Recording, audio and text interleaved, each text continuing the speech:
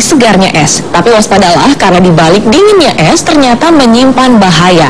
Es yang diproses sembarangan bisa menjadi sarang jutaan koloni bakteri yang mengakibatkan gangguan pencernaan akut hingga kematian.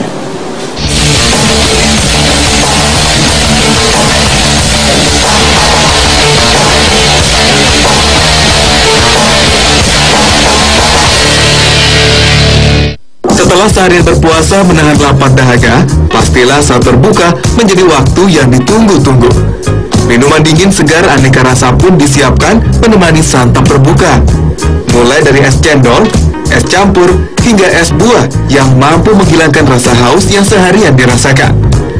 Tapi di tengah kesegaran minuman dingin ini, tersimpan bahaya yang bisa mengancam kesehatan. Dinginnya es batu ternyata bisa mengandung zat dan bakteri yang mampu melemahkan imunitas tubuh, terlebih di kala bulan puasa. Nah, bila Anda agak meragukan kebersihan es balok seperti ini, wajar saja. Karena es balok kerap dibuat dari air yang tidak higienis, di lokasi pabrik yang terbilang jorok, dan diangkut serta disimpan di tempat yang tidak selayaknya. Lihat saja pabrik es kumuh yang kami datangi ini. Pabrik es balok ini menggunakan air sungai sebagai bahan baku. Air sungai yang disedot langsung ke bak penampungan air hanya dibersihkan menggunakan kaporit saja.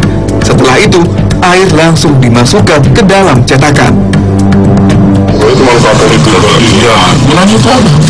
Saya pernah buka belakang itu ada kaporit, nggak ada itu di kantor aja, nggak ada itu kaporit. Menumpuk begitu penuh nggak ada gitu. Paling melihat cuma hanya di kantor paling 3 kali. Oke, berarti dia itu nggak tahu. Kalau sudah begini, maklum saja kalau penggemar es balok mulai berpaling. Es balok pun makin tersingkir dengan hadirnya es batu jenis baru yang tampak lebih cantik dan bersih, jernih tanpa endapan, berbentuk tabung mini. Es ini kerap disebut Ice Cube. Es batu cantik ini pun leluasa melenggang memasuki berbagai restoran dan rumah makan terkemuka. Tapi tampilan es yang jernih tidak langsung menjamin kualitas es sudah memenuhi standar kesehatan. Es cube memang dibuat dalam pabrik yang terlihat jauh lebih bersih. Pembuatan es kristal yang sangat bening ini pun menggunakan mesin berteknologi canggih. Tak perlu waktu lama, air bahan baku membuatnya bisa langsung beku hanya dalam waktu 45 menit saja. Ratusan butir es cube pun meluncur dari dalam mesin, siap dikemas dan dipasarkan.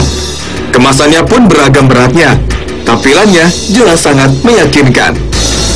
Lalu apakah es cube ini benar-benar aman dan sehat? Jamak diketahui, banyak pabrik es cube yang menggunakan langsung aliran air PDAM sebagai bahan bakunya. Memang, air ini terlihat jernih, tapi bukan berarti sudah layak dikonsumsi. Air mentah yang menjadi bahan baku es sama sekali tidak melalui proses pemasakan terlebih dahulu.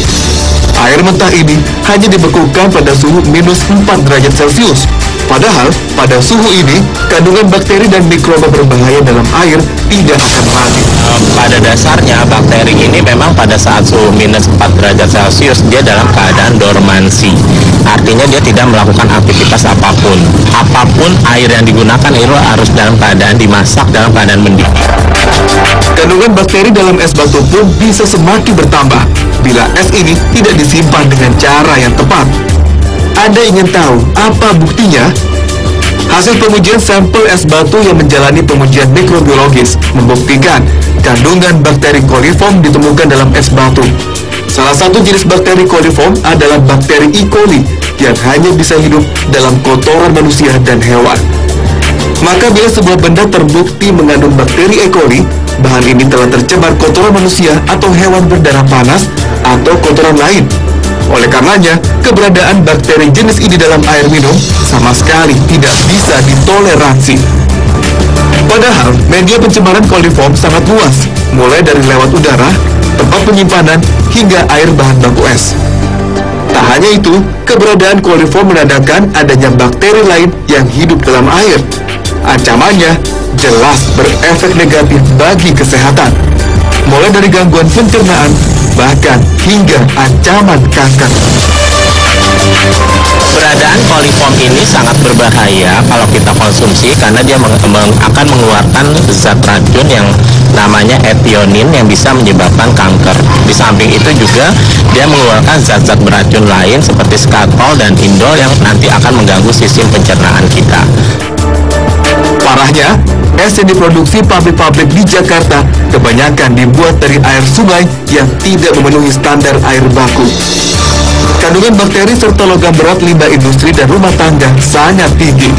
Buntutnya, air bahan es batu pun harusnya tak layak dikonsumsi.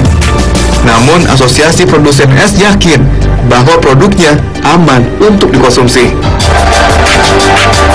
Iya, itu memang dari air mentah memang. Tapi kalau dari air kotor, pengertian kotor itu bagaimana? Setiap air itu, setiap jadwal tertentu itu diperiksa oleh Depkes. Ada sertifikat. Langkah paling mudah untuk menjamin kesehatan dan kebersihan es batu yang Anda konsumsi adalah dengan membuatnya sendiri di rumah. Menggunakan air matang yang telah direbus, es batu buatan sendiri akan jauh lebih terjamin. Maka Anda dan keluarga pun bisa terhindar dari bahaya penyakit yang mungkin mengintai di balik kesegaran es batu yang menggoda selera.